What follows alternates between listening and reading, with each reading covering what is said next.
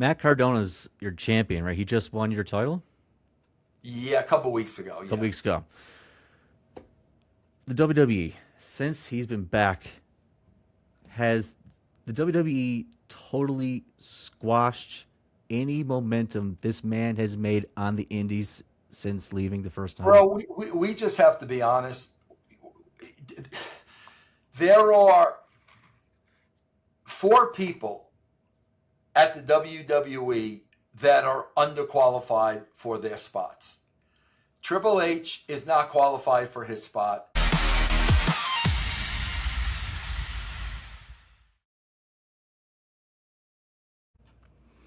Wrestling fans, we have a special treat for you this week.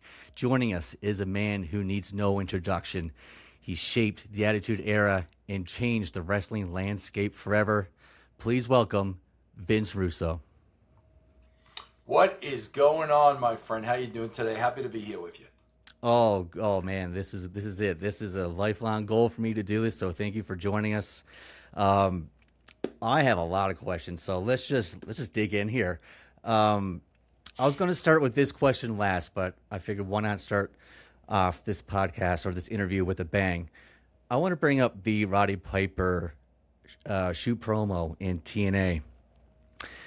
Roddy Piper had a lot of promos in his past that were really personal, but this one may have been the most personal of his entire career, going even as far as saying that you had something to do with Owen's death and all that stuff.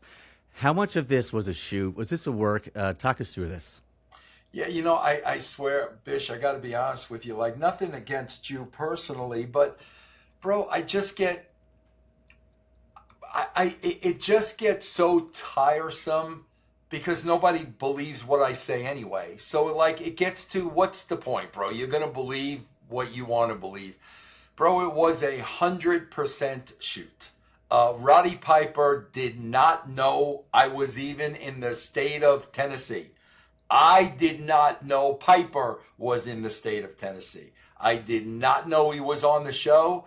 Double J never told me. He didn't know I was in the vicinity. It was 1,000% shoot, and no matter how many times I say that, bro, the thing that makes me laugh the most is it is comical to me that I would lie about anything pertaining to professional wrestling. Of course. It's ridiculous to me that I would actually lie about something wrestling-wise. Mm-hmm. This was a 1,000,000,000% shoot, not planned, didn't get together beforehand, had no idea we were in the same place, same time. What was going through your mind while you're in the ring with him? The fact about killing Owen Hart. And he was going on and on and on, and I was standing outside, and I was like, bro, if nobody else is gonna shut this guy up, I'm gonna go out there and shut him up. And that's exactly what I did. Holding me responsible for that is absolutely ridiculous. Absolutely ridiculous. First of all, I've told this story 1,000,000 times. Owen was not written into the original script to descend from the ceiling. The only reason he was written in to do that was because I had gotten a call from Steve Taylor, who was in charge of operations. And Steve said to me, the people that repel Sting are going to be in Kansas City. Is there anything they could do where they could show us what they could do for us? Right. At that point, I looked down the script and I saw the Blue Blazer was on the show. So it was never, ever originally written in. It wasn't important to the show. And, for Piper to go down that road is, listen, man, obviously he's no longer with us. Mm-hmm. It doesn't matter. I respect Piper, but going down that road was totally disgusting. Yes. Yeah, fair enough. Thank you for your honest answer. Yep. Let's backtrack a few years before this. Let's start off with 1997. This is one of my favorite years in all of wrestling, Survivor Series 96 to 97. Heading into the Royal Rumble. Sid's champion, and the rumor is supposed to be Bret versus Shawn again at WrestleMania 13, but Stone Cold wins this Royal Rumble by screwing over Bret, and he earns the title shot. What was the plan here? Was Bret going to face Austin down the line and win back the title shot for Mania? Bro, I got to be honest with you, man. If when you ask me specific storylines like that, bro, I don't remember for the life of me. I mean, I honestly don't. It was so long ago, bro, and we were writing so many shows. I tend to remember the big things, like the important things, but something like that, bro, like I honestly don't remember. Okay, fair enough. Yeah. When Shawn would lose his smile a month later, do you think this was a fake injury so he wouldn't have to drop the title to Bret? If you're asking me my opinion, bro, I don't think so. I really don't. Shawn was never like that. You know, bro, a lot when I worked back then, bro, I worked with pros. They knew the belt was a prop. You know, they knew it wasn't real. And I would doubt that that was Shawn's reasoning. I can't believe that. Do you have any recollection of what maybe the WrestleMania card may have looked like if Shawn didn't forfeit? Yeah, I don't. No, okay.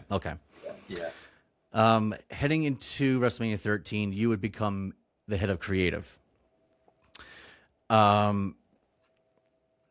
Everybody knows about the meeting that you had. You know, Vince took the magazine, Raw magazine, slapped it down the table and said, "This is what, you know, the show needs to be." Who else was in the room at that time, and what were their reactions?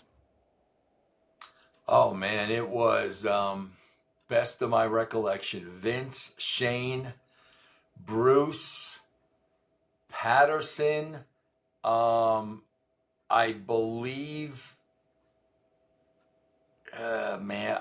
maybe Kevin Dunn and maybe Jim Ross, but it was definitely the inner circle. And the reaction was, I mean, my God, bro, I had so much heat on me because of that meeting. And for Vince to anoint me in front of all those people was not the best thing for me. I can only imagine it put a target on your back for sure. I read something on the internet about this meeting. Now it's totally whack, but I have to bring it up because it's so out there. Is this the same meeting where the Scratch logo was conceived? No, this wasn't a meet. Well, it might have been. My part of it wasn't a meeting. My part of it was I came up and he anointed me. That was it. I don't know. There was no meeting after that. Like, we didn't sit down and meet after that. So I don't know if they talked about that after I left. I don't know. I don't know.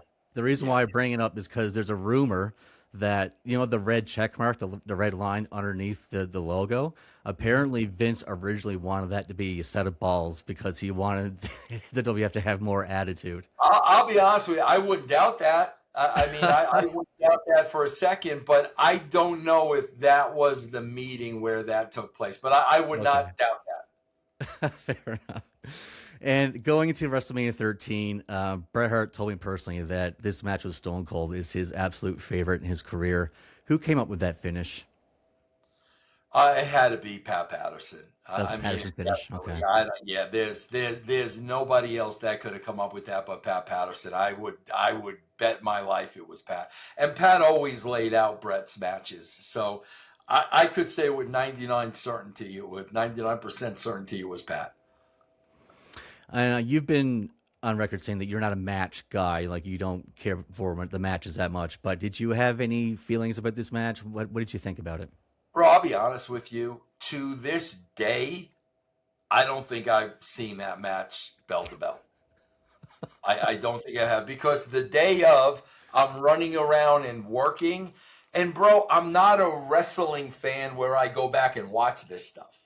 So honestly, bro, I don't think I've ever seen that match bell to bell. Maybe parts of it, but never in its entirety. Bro, I've never seen Rock Hogan. I've never seen that match. Wow, Yeah. that's amazing to me. Yeah. But so post-Mania, we get one of my favorite segments of all time where Bret's out in the ring. He's separating Owen and the Bulldog. We get the reformation of the Hart Foundation. We have Owen crying like a baby in the middle of the ring, and Bret is just staring like coldly out into the crowd.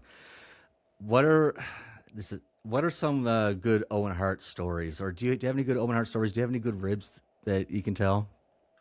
God, bro, the only Owen Hart story that always stands out to me is we were doing a storyline where Owen was not on television, and he hadn't been on television for a while. And I remember, bro, it was a pay-per-view, and the two participants in the match fought to the back. And they kicked open the door of a room and went inside, and Owen was right there. And Owen had not been on television for a while. Owen looked directly into the camera and said, "I'm not here." And then he left. And that, I'll never forget that as long as I live, bro. That really popped me. But yeah, bro, the nicest, sweetest human being you'd ever meet. That's why I got so upset with freaking Piper. Like, Of bro, course. give me a break. Like, everybody loved Owen. Everybody, bro. Did he have any heat from breaking Austin's neck from either the boys or Vince? And did Austin ever Yeah, forgive him? definitely had heat with Austin. I mean, without a shadow of a doubt, he had heat with Austin. I mean, bro, as far as the boys are concerned, like, bro, that stuff happens. People are going to get hurt. When you sign up for it, something goes wrong by a millimeter, somebody can get hurt. But Austin clearly never, ever forgave Owen for that. Fair enough. Yeah, it'd be a hard thing to get over. Ultimate Warrior, I want to bring him up just for a quick second. I don't know if you've seen this or not, but there's a contract going around circulating online of Vince McMahon offering the Ultimate Warrior a contract in 1997. And I was wondering, have you ever heard of this? Did you have any? No, they never told you getting creative plans in place for this, so you never heard of this before. I've never heard of this before at all. What's the story? It's just a contract from Vince to Jim Hellwig offering $750 a year. Yeah, it's circulating on Facebook, so I was just curious. I have no idea. Yeah. Hell in the Cell. This is probably my favorite match of all time. Of course, Taker and Shawn Michaels. Who came up with the Cell concept, and was Glenn Jacobs always the choice to play the Kane character, or were there others in consideration? Yeah, the concept, bro, I think really came out of Taker and Shawn, because they wanted to have a cage match, but they didn't just want to be limited by the ring size. So that was the idea, to extend the cage the way they did. I gave it the name, which really pisses me off to this day, because the original name is Hell in the Cell. Right. Because the whole idea is there's only one cell, and the cell was like a part of the match. When somehow it got switched to Hell in a Cell, bro, it could be any cell at that point. The Cell was supposed to be the cell. So that's what they originally called it, because that was originally the name. But the concept was really between Shawn and Taker, because of the way they wanted to work the match. Okay.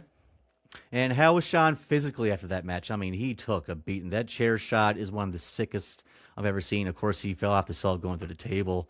I mean, just so many visuals in that matchup, blood coming down through the cell on the camera. He must have been just hurting afterwards. How was he? Yeah, bro. I'm sure it was no fun getting up the next morning, bro. But No. yeah, a lot of times, bro, we take that stuff for granted, man. I know I could never put my body through that day in, day out. And I mean, and they did back then. There was a show the next day. Right. And that's why it really, back then, man, it just really took a special animal to be a pro wrestler, man. Absolutely. Skip. Oh, speaking of the Kane and Undertaker Oh yeah, storyline. yeah. I think it was always meant for him from what I believe. Yeah. Yeah. Bruce Pritchard was really instrumental in the Kane character. I was writing by the time we introduced him, but Bruce had already pitched that character, and I think it was always going to be Glenn Jacobs. I was wondering where the Kane name came from because obviously Undertaker debuted as Kane the Undertaker, so the Bruce Pritchard connection there makes sense. Okay. Yeah, yeah. Do you remember the Raw where the Kane struck lightning at the cameraman and the cameraman got lit on fire? Yeah, yeah. Do you know how they did that? I mean, that is one of the most visual, Bro, impactful I images from the still Attitude got, Era for me. bro, there was a dude that did all the special effects. His name was Richie Posner. And Richie was a magician by trade. Bro, I swear to you, to this day, I don't know how we did half this stuff. Like, I still don't know how Buried Alive worked. I have no idea, bro. To this day, I don't know how half of that stuff worked. That's an absolute shoot, man. That's amazing. Yeah. The higher power angle. I don't think anything has made me so angry my entire life. I remember the Westminster Dog Show interrupting that episode of Raw, and I woke up 3:30 on Raw replay in high school, and I just seen the image of Vince ripping off the hood, saying it was me, Austin, and I was like, God damn it! Was Vince always the plan for the higher power? No, No, the plan was Christopher Daniels. it was Uh, Christopher Daniels. Okay, was very hot at the time on the indies as the Fallen Angel, and it was my idea to use Daniels. And when he got to TV and Vince saw him, because Vince had no idea who he was, Vince was like, "No freaking way," and that's when we had to switch and come up with Plan B. gotcha. Okay. Um, why would you leave the WWF and go to World Championship Wrestling, especially at a time when you guys were on top? I mean, you're kicking ass in the ratings. Why would you switch ship? Yeah, no, bro. Real simple. It came down to, I was working all the time. I wanted to relocate my family so my wife could be around family, and I was telling Vince what my plans were, and Vince said to me, I don't see what the problem is, Vince. You make enough money now to hire a nanny to watch your kids. It was game over at that point, bro. That company was not going to be more important to me than my own family. And it's really sad now, bro, because I watch Unreal, Hmm. and you watch these wrestlers and like it's their whole life, man. It's their entire freaking life. And anybody in my spot, bro, I swear to you, 98% of today's wrestlers would have said, "Yeah, Vince, you're right. I'm going to hire a nanny." Screw you, bro. Your company was never going to be more important in my family. Never. That's why I left. There you go. Fair enough. Yeah. You're on record saying that you believe that the Montreal Screwjob is not a work; it was a shoot because you were on, or you were listening to a phone call between Vince and Bret, where Vince was just shooting off scenario after scenario, and Bret was just saying nope, nope, nope, nope. So in the end, Bret screwed Bret. But my question is, what happened between the time period of when Bret signed that 20-year or lifelong contract and how to get to the point where Vince was like willing to let him go to the competition? Bro, bro, people don't understand this, but the company was in the red. I mean, the company was in trouble financially, and bro, it was probably his accountants. It was probably the accountants at the WWE that basically said, "Bro, you can't afford to pay him this." I mean, that's really what it came down to. Vince didn't want Bret to leave, but after he gave him that contract, I'm guessing It was the accountants of the company by saying, bro, we cannot afford this salary. And that's really how it went down. WWE was in horrible, horrible financial shape at that time. But then just a couple months later, he was able to fork out all this money for Mike Tyson. I guess Well, yeah, risk but reward. yeah, well, I mean, I don't know what he paid for Mike Tyson. I don't know what Bret's contract was, so it's hard to say without really knowing those numbers, you know. Fair enough.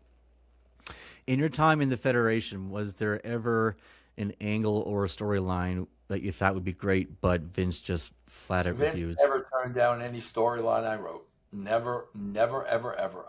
I wrote the show. Then it was me and Ed. Vince would make little tweaks in the show, but I never had Vince change a storyline. Never. I mean, it never happened one time. The only time Vince and I had a major disagreement was going into the SummerSlam match with Taker and Austin. Okay. Those guys wanted to have a babyface match because they were friends. And I said to Vince, bro, this is New York, Madison Square Garden. They don't want a babyface versus babyface match. And I got into it with Vince. But at the end of the day, Vince did what the talent wanted to do. And I don't blame him. I mean, you want to keep guys like Austin and Taker happy. But outside of that, bro, I never had him really turn down a storyline, man. Whose idea was it to turn Bret heel, and was it always the plan to have the USA versus Canada dynamic, or is that just something that just happened organically? Yeah, I don't think we turned him heel, bro. I think the people turned him heel. I think Bret kept true to himself, and the people turned him heel. And I think because of the direction that was going in, we wound up booking a lot more in Canada, you know, to get that US-Canada story. So I think the angle like dictated the direction it went in. And what do you say to people who think he was misused in World Championship Wrestling?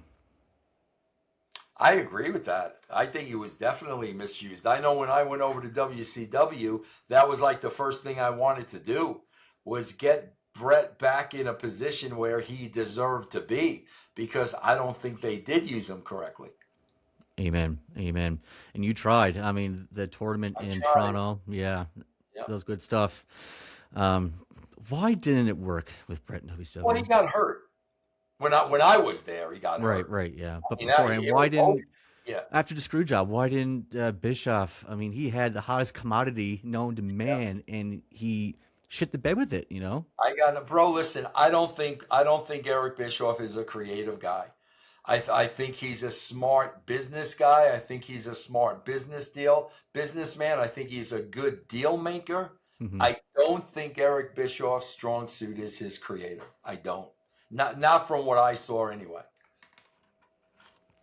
And the last little bit of 1997 I kind of want to go over is the original ECW Invasion. So out of nowhere, we're seeing Taz and Rob Van Dam and Sabu jumping off the Raw sign head first. Why would Vince allow these guys on his TV and give him all this TV time? Because this is my first exposure to ECW, and I fell in love with the product right away. So why would Vince do that?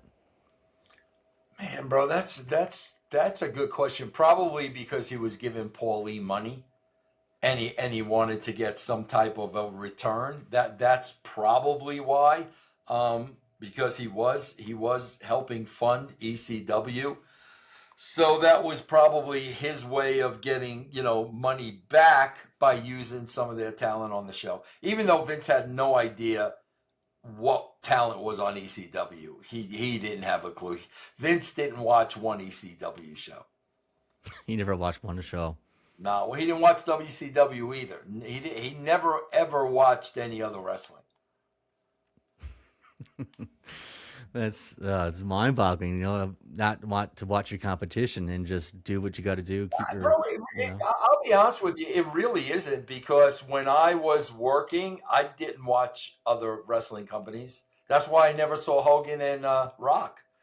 You're so focused on what you're doing in your own company, you're not even thinking about watching the other shows.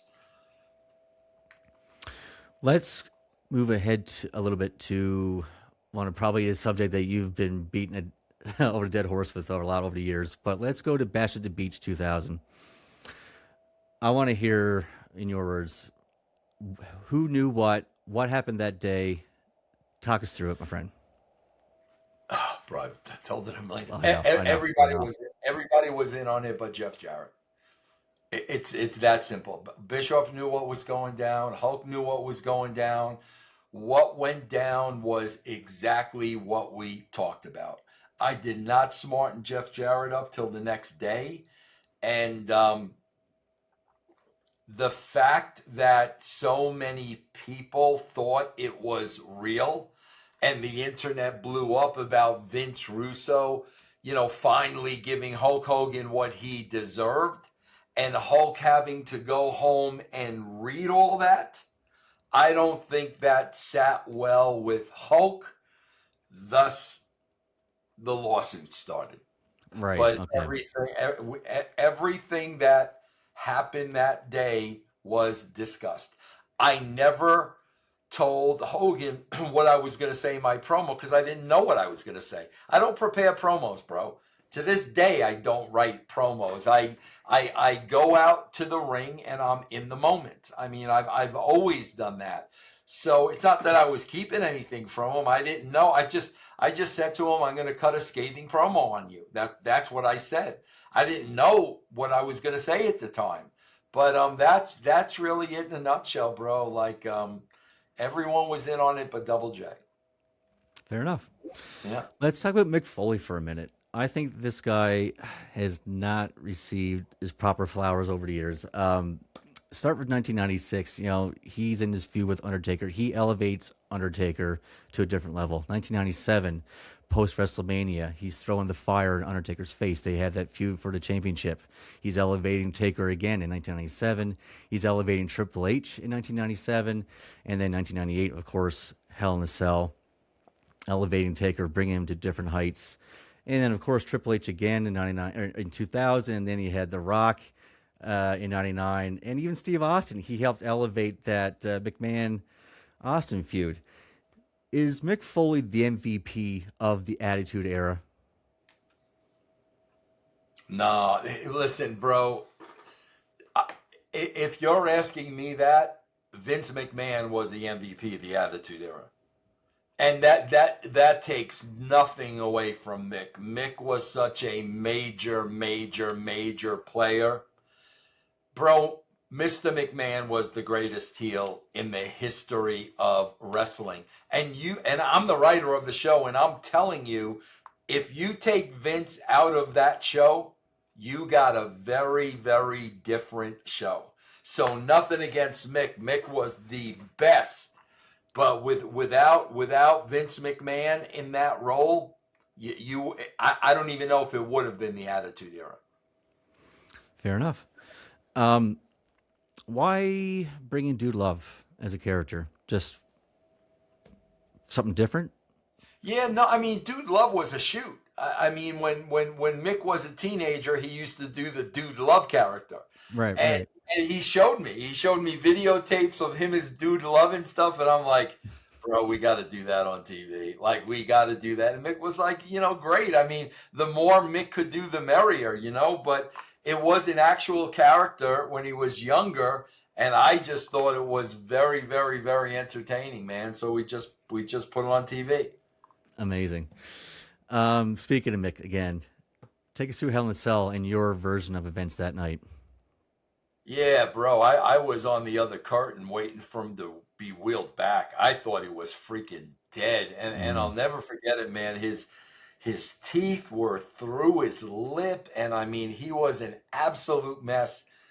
And bro, I'll never forget, he looked up at me right after the match and he said, Vince, was it better than Taker and Shawn?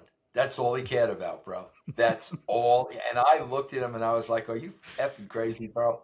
Like, seriously? That's what you're thinking of? That's all that mattered to him, bro. He wanted to make sure it was the best Hell in the Cell, and that was the first thing he wanted to know when he came through that curtain. The main event of WrestleMania 15. I don't know, again, specifics, I guess, but man, it's supposed to be Mick Foley versus The Rock versus Stone Cold, right? That was the original plan? Yep. What happened there? Shawn Michaels showed up at a TV prior to WrestleMania. He wasn't even on the show. He got in everybody's ear. He got in Austin's ear. He got in The Rock's ear. He got into Vince's ear. And the next thing you knew, Mick Foley was out of the match. And I was very, very, very, very pissed off because I knew what it meant to Mick being in that match. And it was all set that it was going to be a three-way. And then Shawn just created shit and chaos and stirred the pot. And the next thing you know, Mick's out of the main event at WrestleMania. And he can thank Shawn Michaels for that. Did Shawn ever apologize? Probably not, huh? What? Shawn didn't see any reason to apologize. Are you kidding me? Yeah, absolutely not. Absolutely not. Was that your sweet spot?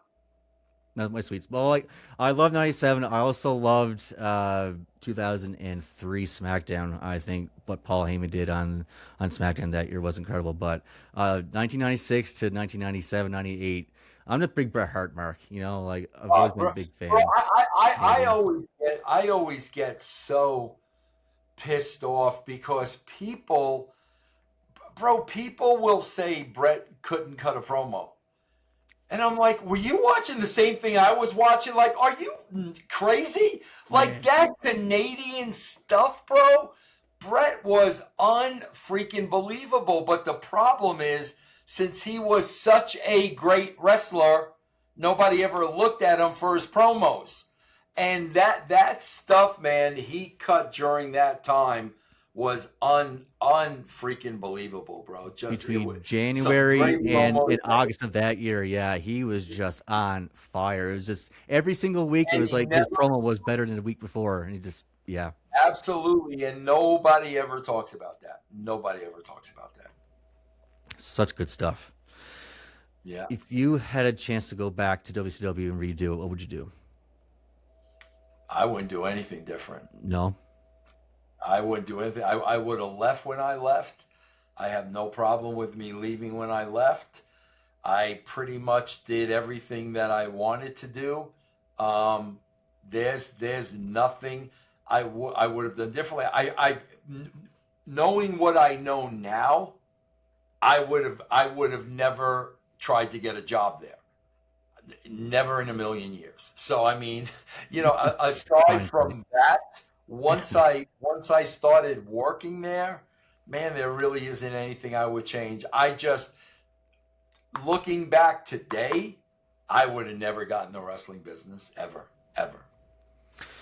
Who in WCW kind of got the shaft? Do you think they could have been so much more if they were given the opportunity? And then, of course, the buyout happened. But who back then do you think had a lot to give and just wasn't given that opportunity? Oh, bro, there's so many guys, man. There were so many guys stuck in the middle that I was trying to elevate to the next level. Thank God, I was able to do it with Booker. There was enough time to do it with Booker, so I'm really happy about that. But man, bro, there were so many guys on that mid-level that had the potential to be huge. And that's one of the reasons too why I was looking forward to going to work there, because all those guys in the middle that they weren't doing anything with. And unfortunately, bro, I didn't have enough time to really do what I wanted to do. But thankfully, like I said, you know, we got Booker over. Let's go back to WWF for a little bit. Let's talk about Chyna. We haven't brought her up at all. Iconic character during the Attitude Era. Where was Chyna discovered? She was in a gym, right? And Shawn Michaels discovered her in a gym. Is that how they found her? No, I think she was at Kowalski's school with Hunter. Oh, okay. Yeah, I think, she definitely got trained by Kowalski. Hunter got trained by Kowalski, and I think that's how the two of them met. And then, one day Hunter just brought her to TV, and you couldn't take your eyes off of her because she was just different. You know what Different. I mean? And I remember that day. I remember Hunter bringing her to TV, and next thing you know, she's on the roster, and we're off to the races. What do you think Vince's reaction was when he first saw her? Well, Vince, bro, it's that it factor. Yeah. It's the it factor. When somebody has it. I look at WWE programming today, bro, and there's so many people that don't have the it factor, and they're on the roster, and they're never going to get over. When somebody has the it factor, bro, they got the it factor. Let's jump ahead a little bit now back to TNA. What was it? The exploding barbed wire cage match? That had nothing to do with me, bro. That was I had left the company, and Jeff and Dutch were doing the creative, and they come up with that. And when I came back, I literally came back the week of that pay-per-view. I came back. They already had that thing booked. And I just knew, bro, this was not the WWE. TNA was not going to make this look good. Nothing against their booking, but there was no Richie Posner at TNA. So I just knew this is not going to look good. But like I said, bro, it was my first meeting back. So I didn't want to burst their bubble, and I didn't want to say nothing. So I didn't say anything. And at that point, it's too late to change it anyway. But, yeah, man, I just knew it wasn't going to look good. What was your reaction when the crowd started chanting "Fire Russo"? No, I mean, again, like I said, bro, I had been back for 3 days. Right, yeah. And when Dutch and Jeff brought this up at the creative meeting, I was like, really? Okay, so whatever, bro. If it were mine, I would be happy to claim it and say it was a huge mistake. It would have never been mine, bro, because I knew TNA did not have the people necessary to make it work. I knew that. I would have no problem booking that at the WWE, just like we did the Inferno match, But at TNA, I knew they just didn't have the resources to pull that off. That's why I would have never suggested it. What are you most proud of in your time in TNA? Wow, my time at TNA. God, bro, probably leaving when I did. And just not dealing with the wrestling bullshit. You know what I mean? Just leaving all the wrestling bullshit on the table and just knowing when it was time to walk away, honestly. Because I could have stayed there for years and years and years and years and been absolutely miserable. Right. But thank God I didn't, bro, and I left, man. I just left. I didn't have a plan B. I didn't have another job lined up. But I knew I was not going to go to work and be miserable every day. Were you there for all the Jeff Jarrett, Kurt Angle? Oh, yeah. All that. Yeah. Okay. Oh, yeah. In a nutshell, can you just describe the work environment that caused? Yeah, bro. It was just weird, man. It was weird, Jeff claims that I believe Jeff. Jeff says that when him and Karen started their thing, that Karen and Kurt were already separated. But Karen and Kurt used to show up to Universal together with the kids. So you thought they were together.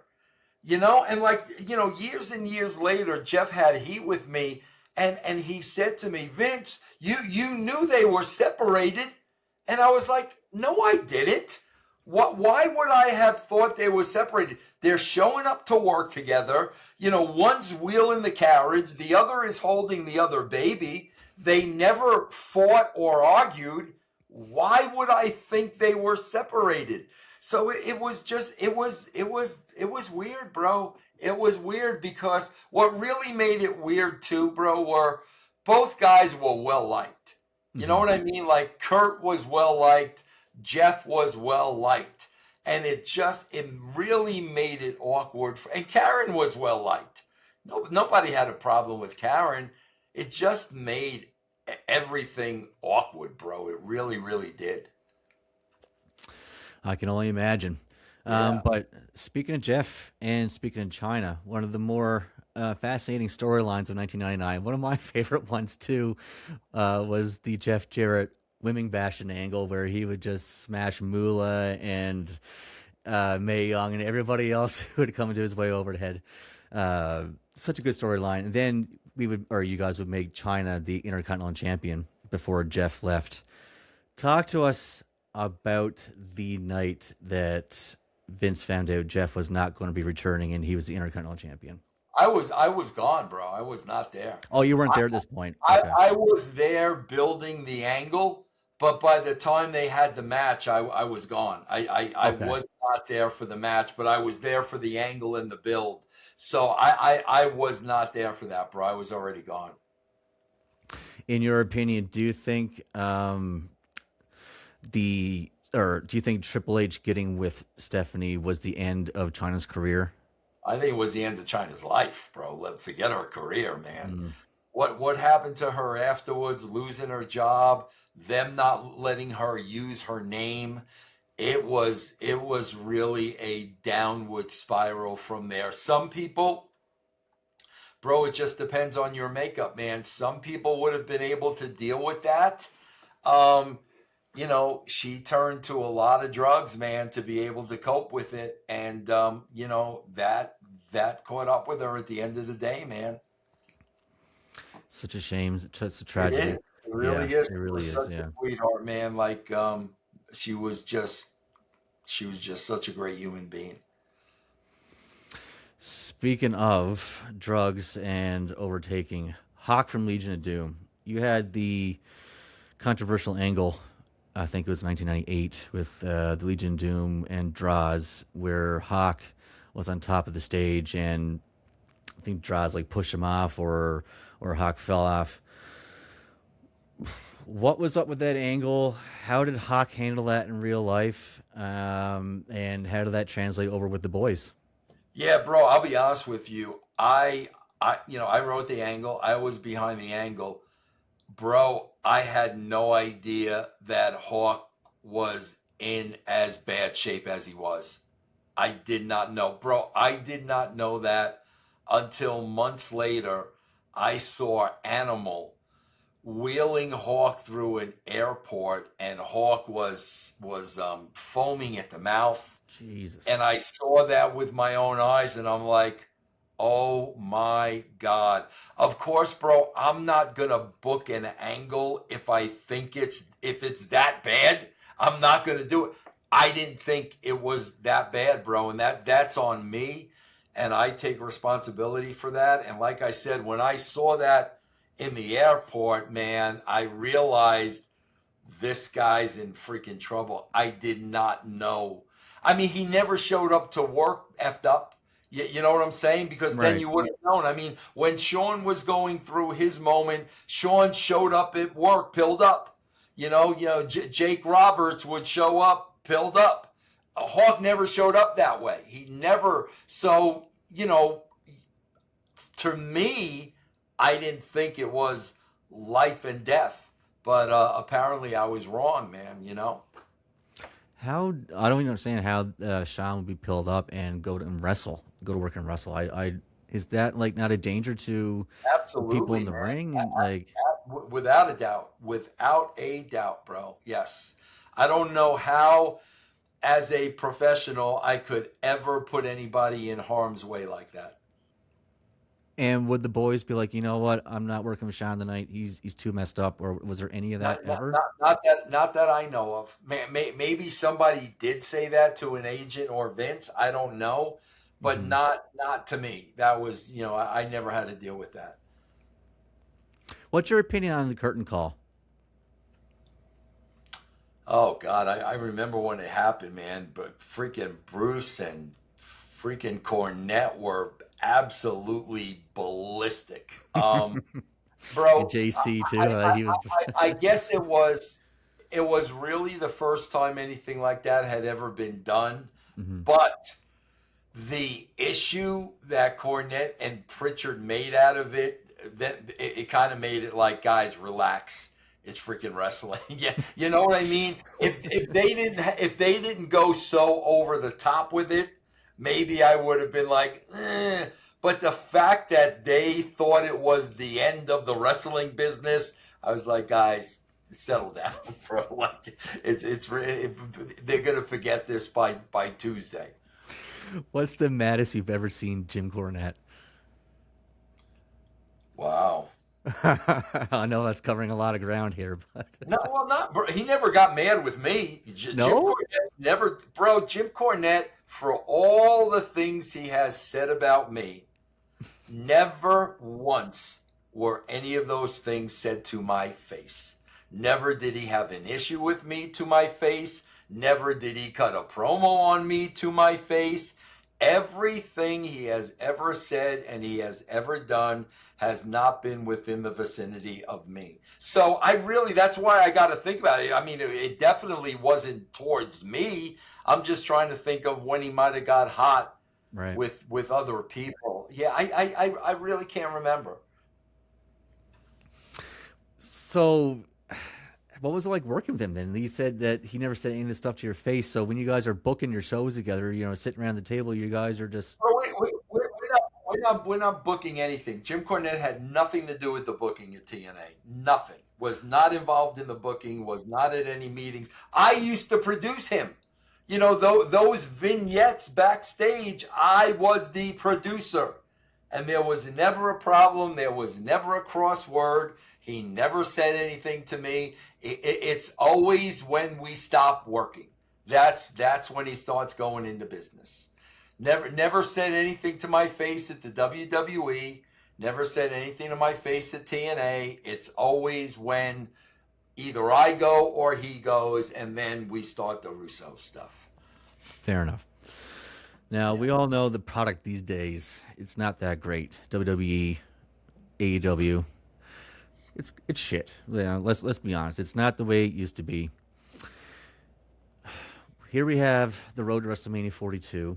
I know you don't watch the product, but we have Roman Reigns winning the Royal Rumble again. We're seeing the same stuff that we've seen over and over again. What would you have done different with this Rumble, and what would your main events of this WrestleMania be if you had the chance? Yeah, bro, I'm not, because now you're asking me to book off of what they created. I would have never created the shit they No, created. no. If you had your clean slate at the Rumble, who would you have had winning that Rumble? What would you have had your main event be? If I had a clean slate at the Yeah. Rumble, okay, the guys I would have had Jacob Fatu win the Royal Rumble. Okay, that would be the guy that I would want to 1,000% get behind. The woman, I would have to think about it, but I will tell you this: it would have definitely not been Liv, just because of the fact that everybody knew Liv was going over. So it definitely wouldn't have been her. I could tell you that. But the guy side, I definitely would have rolled with Jacob Fatu. I was hoping Fatu was going to win this year. He was my pick for last year as well. They really Yeah. need to strap the rocket on, as Triple H likes to say. Yeah. You have been you've been quoted recently saying that you would rather have your balls hacked off with a hacksaw or sign for the hacksaw Bro, than go back and work in WWE. bro, I mean that wholeheartedly. When they go to that creative room I start dry heaving. I can't imagine trying to be creative in an environment like that. I can't imagine. Bro, when we wrote television, it was me and Ed. We'd write all the TV, and then we would go to Vince's house and pitch it to Vince. End of story. Wow. That was it. When I see that room, bro, people think I'm full of shit, and I don't care. I'm never going to convince them otherwise. Bro, if I got a call tomorrow offering me $5 million to be a part of that, absolutely no way, without a doubt. To have to sit in that room of death. Oh my God. I wouldn't wish that on anybody, bro. It is so depressing and dark and ugh. But you do have a new booking job now, right? JCW? Yes, I do, because it's right up my alley, and I'm working with a guy that's right up my alley, and it's all about creative, and it's all about outside of the box, and there's no politics, there's no games, and, I can be me, and that's it. I mean, at this point in my life, in my age, bro, I'm not going to be anybody else but me. I'm not going to be Triple H's puppet. I'm just going to be me, and, with Violent J, we're who we are with each other, bro, and it's a great, great situation for me, man. It really is. Matt Cardona's your champion, right? He just won your title? Yeah, a couple weeks ago. A couple weeks ago. The WWE, since he's been back, has the WWE totally squashed any momentum this man has made on the indies since leaving the first time? Bro, we just have to be honest. There are 4 people at the WWE that are underqualified for their spots. Triple H is not qualified for his spot. Then you got Heyman. Then you got Pritchard. And then you got Michael Hayes. Bro, they're not qualified for the job. They're not writers, bro. They're wrestlers. They're freaking wrestlers. And they have a wrestling mentality, and that's why you're seeing the same thing over and over and over and over again. It's all they know.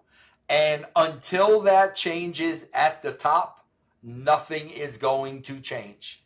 You're gonna get this same style of wrestling, no characters, no stories. Everything revolves around a match, and that's all you're going to get. They're not going to do anything with anybody. What's it going to take to get Triple H removed and get this fire his ass, overhauled?